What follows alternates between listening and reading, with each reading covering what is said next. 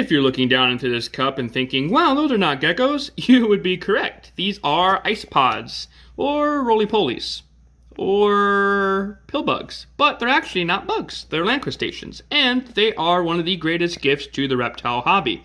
In this video, I'll be showing you why, and we'll be setting up a little colony of these. Well, first off, the isopods need somewhere to live. Here comes the tub. Depending on the size of the colony, you can use either a small Tupperware, big Tupperware, something like this, which is a critter keeper. This is more expensive. I just had it lying around for sake of demonstration. But I recommend getting a Tupperware, something like that. It will need something, it has to be something that has holes. So if I were to use this long term for a colony, it has holes at the top, which would be perfect for the isopods, and they can't really climb up the sides, so, But, I would go the cheaper route. You can go to the dollar store and get like a little Tupperware thing, and that's the first step. The next important part is the substrate. Now, depending on your species, this may differ, but most of the ones you find in the pet trade will appreciate something like this that's more centered around keeping humidity. Now, for my species, they thrive in these. I used dairy cow isopods, and they have been doing well for me in a mixture like this. Now, it may look complicated, but it's only actually two components. It's just coconut fiber, which you can buy from any Petco, PetSmart, any pet store. Always support your local pet shops if you can, but, Petco and PetSmarts are everywhere, and you can find it there. And sphagnum moss, which you can also find in pretty much every pet store. Mixing the two together creates this kind of effect that they like to dig in, and that's perfect for when they eventually breed. Which, if you're keeping a colony, you'll want them to breed, so, that's always pretty good. The reason why coconut fiber is great for holding moisture, which they like, and then the sphagnum moss is good for keeping that moisture in once it's in the soil. I'm not great at explaining that, but basically, sphagnum and coconut fiber makes a great substrate. So the next part of this is leaf litter.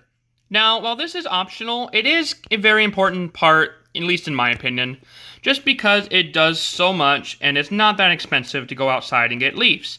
Now, I will say that if you go outside and get leaves, I have actually a store-bought bag instead of collecting them because I don't have magnolia leaves, I live in the desert. But if you do have some type of leaves like these, they are a lifesaver for your isopods. The reason why they'll eat these, they will eat anything that starts to decompose. That includes dead insects, which are actually important for certain species, such as dairy cows that need that kind of, what am I looking for? That protein aspect. So it's good to put dead insects in, but primarily they'll be feasting on dying, decaying leaves. And also it doubles as a hiding spot for your isopods, so you'll typically find them hiding underneath your little leaves. So that's why I put them in there. You can either go to a pet store and buy just a bag of leaves, or you can go outside. If you go outside and get them, make sure you boil them, rinse them off, because you can always bring in funguses and all kinds of unwanted pests that you don't really want in this little enclosure, and you definitely don't want escaping your enclosure and getting into your house.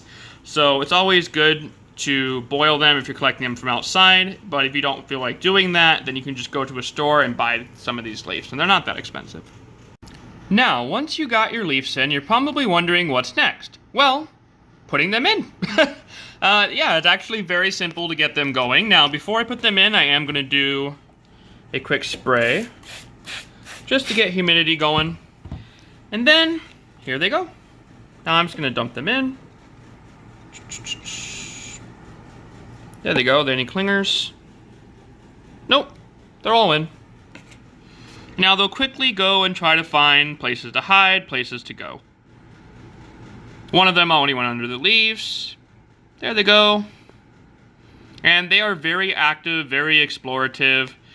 At first you think they might be bugs, and then you start seeing them interacting and you realize they're a little smarter than the average bug. When you put your finger in there, they will turn around. If you have them on your finger, they will rear up on their back legs and kind of like do a pose. I was noticing that earlier, and I wanted to get that on camera, but they're in their new home now, and I don't really want to stress them out any more than I already have. But, yeah, they have little personalities, and, I mean, they're great pets just in and of themselves, and they're pretty easy to care for. Now, daily maintenance will be spraying down their enclosure. You don't need to give them as many sprays as I just did. I think 1 or 2 sprays would be fine. I only did that because this was rather dry. It's been sitting in a bin for a while. Also, make sure they always have enough leaves. You can always just go get more leaves and just crush them up in your hand and then sprinkle them in here. Depending on your species, if you have these guys, dairy cows like what I have, other species as well, I think in the same family, they'll appreciate some protein, so dead insects like dead crickets. If you keep any reptiles that eat crickets, chances are you'll probably have dead crickets. Just go ahead and sprinkle them in here, and then they will devour them. I've even seen videos of isopods devouring mice. Yeah, they're pretty efficient at eating dead animal. So, gross, but also kind of fascinating to watch. So, yeah, that's pretty much it. Isopods are super cool. If you're trying to find a place to buy isopods, I would say check your local reptile shops. They will likely have colonies, because most people that do bioactive builds love these guys. And, yeah, they're just great. But here they are, and enjoying their home, and I'll see you guys next time. I'm Brendan, this is Funky Geckos. I am out. Bye.